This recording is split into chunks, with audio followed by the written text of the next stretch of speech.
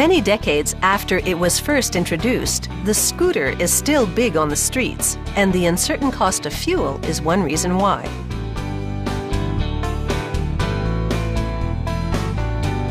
Production begins with the step-through chassis. It's often built on a tubular frame, but at this factory, they have a unique approach.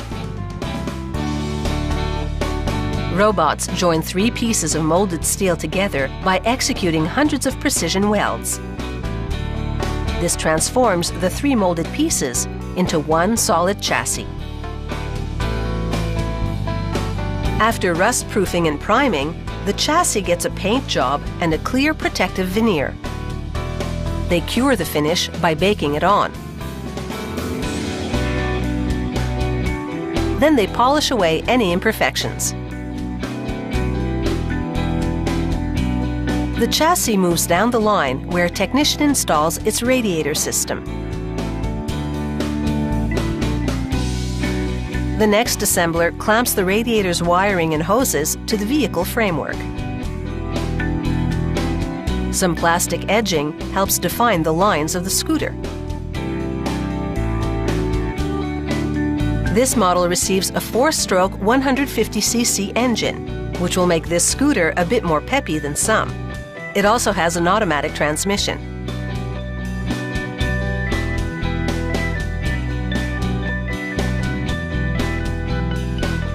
Once the rear wheel has been installed, the worker hoists the engine over to the chassis.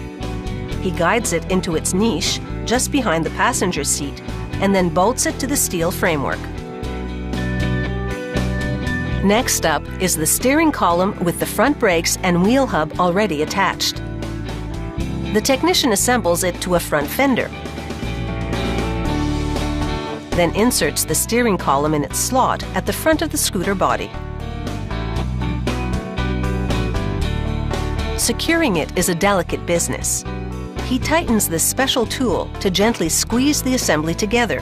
This technique prevents damage to the components. The handlebar is loosely screwed into place for now, but will be properly tightened down later.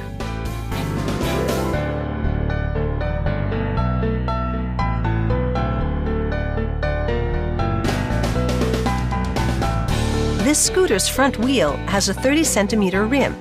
That's quite a bit bigger than those on early scooters. The bigger wheels add stability and allow this scooter to reach a higher speed than its forerunners. To illuminate the road ahead, this two-wheeler will need a headlight, of course. It mounts onto the handlebar. A technician then puts this scooter to the test. She checks the headlight and all the signal lights.